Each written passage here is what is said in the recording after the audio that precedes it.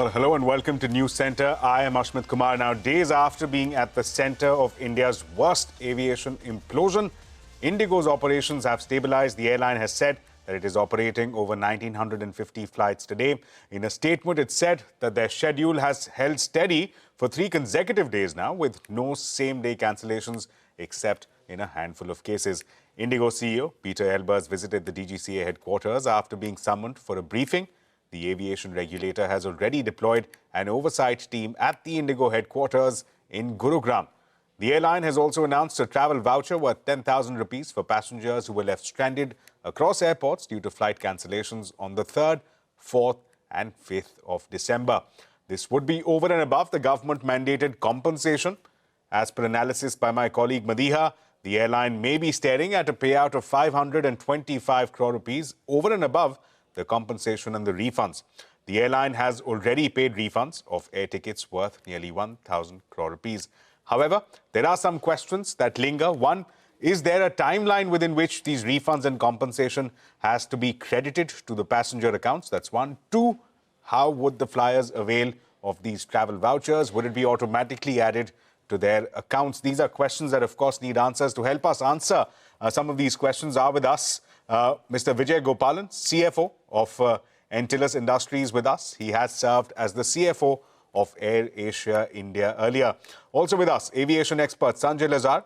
And joining us as well is Captain M.R. Wadia, founder and president of the Federation of Indian Pilots with us. Gentlemen, thank you so much for joining us.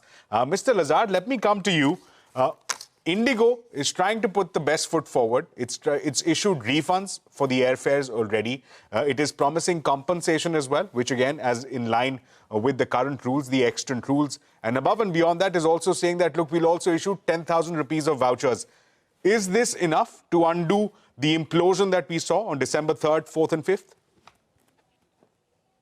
Thank you, Ashmit, for having me on your show, and good evening to my other co-panelists here. I can see that they're making huge efforts to bring some kind of recompense to the passengers and the nation that suffered. I do commend this as a good step, as an addition to the compensation that the government will announce or that is stipulated. But I still think that there's a lot more that needs to be done.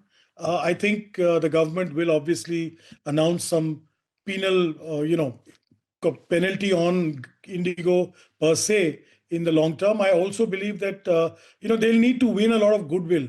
So I think maybe, there will be more steps that they need to take. But I'm a tough guy to please. Seeing the nightmare of the last 1 week, I think there's a lot of steps. Also, I think they need to work on it internally. Their own people are the first people that they need to correct issues with also. We are the traveling public, but they've got an internal problem that they've created over the last 1 year. That'll be the next stick. And then building trust with the government and the regulators. And of course, the regulatory scrutiny that we see is huge. Fair enough. You raised a very valid point in terms of the penal consequences that may follow, other actions that may be contemplated. Let me also get Mr. Vijay Gopalan in on this. Mr. Gopalan, as of right now, we have an 8-member oversight committee that is sitting out of the IndiGo HQ in Gurugram. We have a 4-member committee which is looking at, of course, investigating as to what led to this implosion in the first place. Is this regulatory action just a sign of things to come? That there could be more consequences to follow? What, to your mind, in aviation, Indian aviation history, is a precedent for something like this in terms of regulatory action? First of all, thanks for having me on the show, and Ashmit, and pleasure to be on the same show as Sanjay and Captain Wadia. Thanks a lot for that. Look, Ashmit, honestly, my view is that the regulator so far, especially the DGCA, in a lot of ways, while their intent has always been well-meaning, I found them to be a bit benign to my liking, personally. And their focus in a lot of areas has not been the way it should be. It should be in terms of moderating a market like civil aviation. For instance, we wouldn't have gotten into this mess that we have if if timely intervention had happened at multiple stages. So I think let's address that elephant in the room. But to say, are these signs of things to come? It will be good if the market regulator can really step in and correct a lot of these issues. Because if you're going to expect IndiGo to try and build their own goodwill and to win to earn the trust of public, that's not going to be much of a challenge for IndiGo, considering that you don't have a player of a meaningful size apart from IndiGo. So I think it may not be by choice, but the passengers may not be left with much other option but trust IndiGo and travel with them again. I'll just borrow, in fact, from some of the proceedings that we saw yesterday before the Delhi High Court, and that's where the Delhi High Court was citing provisions from the Bharat Vayuyan Adhiniyam, which basically suggests that there are powers available with the MOCA, with the DGCA for issuing fines, for cancellation of licenses, for also, in fact, imprisonment. These are strong powers, strong teeth that there are in the law. Captain Wadia, let me come to you again. An indication, have we seen in the past a willingness on part of the authorities, by the ministry, by the government, to actually exercise those muscles, exercise the powers that have been provided in law?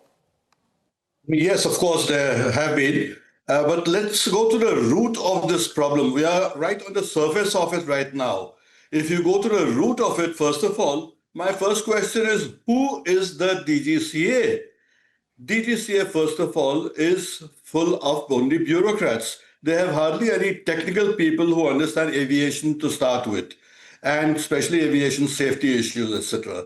Secondly, what you talk of the power and the authority, unfortunately, I would say the government has given far too much power to the DGCA to virtually get away with all their shortcomings or faults. In the past, most of the airlines have also defaulted, and the airlines have had the temerity to tell the passengers or tell the crew, suppose it was the pilots, for breaking the law. The airline was informing the pilots that we have the dispensation from the DGCA, especially on areas of safety. Who is DGCA or even the minister to grant dispensation? In a matter of safety, no dispensation should or could be given for any airline or for any reason. Even if the flights are getting stopped or getting delayed or the flights are going to be cancelled, why are we started to compromise on safety? And once you've done this, not today, it has been happening for many years. And let me go further on to say also that whenever this has been pointed out in public domain, for example, the crew, and the crew, I don't mean only pilots, there have been engineers and other police people in the airline also, sure, who have pointed out faults and said this is against aviation safety. Those crew have been sacked obviously with the connivance of DGCA, because otherwise, if they've been sacked for following the law, following safety rules, how on earth does the airline have the temerity to fire their own people or DGCA to endorse and support that sort of act? So this has been going on for a very long time. Sure. So the fundamental issues need to be stopped at the root level to start with, so that it doesn't come to the surface. This has come to the surface eventually. I wouldn't say this has happened suddenly. This has come to the surface eventually. Okay. Right. You talk of fundamental issues there, Captain Wadia. Let me also get Sanjay Lazar in on this. Speaking of addressing fundamental issues, here are two issues I want to point out and get your thoughts, Mr. Lazar. Number one is, as far as the DGCA investigating, setting up this committee, the committee is manned by officials of the DGCA.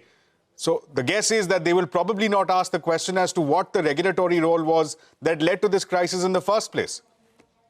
Ashmit, I'll just quickly jump into the previous point that you asked Vijay and Captain Wadia will bear me out. The DGCA, they've sent these 8 officers there. But if you study the DGCA car, they themselves, this is the job they're supposed to be doing. So let's not clap that they've done something great. It's something that they did not do all these years. These FID and Captain Wadia will bear me out, because he's been one of the pioneers in this thing. It came after a crash, the report. So they were supposed to do the monitoring, which they were not doing. All these individual officers, pilots who go on deputation to the government of India are supposed to monitor another airline. They've not done that. Now coming to this committee that you spoke about, and I on day one said you can't have Babu's investigating Babu's, whether other Babus did something wrong, it's just not on. And you have the provision in the DGCA. This is a public sector undertaking, the Ministry of Civil Aviation. You go to the CVC, you bring in those, because we are not only talking about regulatory mishap, we could be talking about collusion, we could be talking about, so many things. I'm not imputing any wrongdoing here, but I'm trying to say that in a public sector organization, in the government, you need to investigate this detailed. This cannot be, you have to do what is known as a forensic audit of the DGCA, of this IndiGo, and of the ministry. There's a lot that will be uncovered, trust me. So there are some tough questions that need to be asked. Clearly, tough questions need to be asked of both the airline as well as the regulatory mechanism. Speaking of the airline, Mr. Gopalan, I'm coming to you. We're running out of time, so a quick comment from you in terms of, as far as the road ahead is concerned, what led to the situation as per the government, as per their submissions that they made before the High Court as well, is that there was simply not enough pilots being hired. Do we see that change now? Will there be additional pressure being applied on IndiGo for at least going about ensuring that they are have enough bench strength going forward, or come the month of February, till when the exemption has been provided, we'll be due for another exemption that will be sought from the DGCA? I have a feeling IndiGo will pull its socks up. I don't think IndiGo will let this mishap occur again. But I completely agree with Mr. Wadia and Mr. Sanjay that we cannot be treating symptoms. We should get down to the root cause, and the muck runs a lot more deeper into the system. And we need to address it in a lot more systematic way and not just paper over it. Fair enough.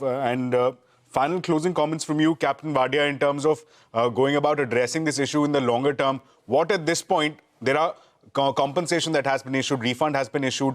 What are the long-term measures that the IndiGo airline now needs to introduce to ensure that come February they are fully compliant with the FDTL norms? Yeah, FDTL is mandatory. It cannot be compromised to start with. And come what may, if they have shortage of pilots, if they have shortage of crew, then curtail your flights, cancel your flights, whatever you need to, but it cannot be compromised to start with. And we are talking on the surface today. Talk of almost 50 years back, what we have been insisting on is to have an independent safety board and revamping the whole structure of the DGCA. Now, since we are talking of the DGCA today, let me ask you a simple question. There are so many accidents that have taken place in the past. Has the DGCA or the airport authority been blamed even once? And I can show you almost every single accident that has taken place. There is some responsibility of the DGCA. I'll give you a small example. If you remember the Chakri-Dadri mid-air collision that took place with so many casualties, 2 aircrafts crashing and about 500 people dying, we had forecasted that accident in writing, informed the government, in writing, that this will happen. And along with me, my director of air safety of Air India had also written to the government. They did nothing. The crash took place. And eventually after that, I had made 2 recommendations to start with the air routes that have to be modified, which they did 10 months later. And in those 10 months, they had 8 near misses also. And a simple matter of a switch being operated in the aircraft. The DGCA did not have the aviation knowledge to understand what we were talking of. It took me almost 2 years to convince the DGCA. Right, Captain Wadia. So therefore, you need professionals in DGCA, first of all, and should have the honest motive to improve aviation safety. They do not have it today. They're not equipped. And a simple question when you have inquiry, I've been asking all the channels right from the beginning, who is doing the inquiry? In this case also, who is doing the inquiry? Exactly the point that Vijay brought out, are the DGCA or the government officials doing the inquiry? It serves no purpose, no useful purpose. To gloss it over for public interest, yes, we've done a high-level Right, Captain Wadia, I'll just have to intervene for want of time. I'll just have to intervene. My apologies there. I just have to intervene for want of time. We've completely run out. But I'd like to thank all of our panelists, Mr. Gopalan, Mr. Lazar, Captain Wadia, for raising very pertinent points, stressing on the need for tough questions that need to be asked of the regulator as well. With that, we're heading into a very short break. But coming up, India and the US continue on their path towards what looks like a trade deal. Will we realize those aspirations by the end of this calendar year or by the end of next financial year? A question that we look for answers for on the other side.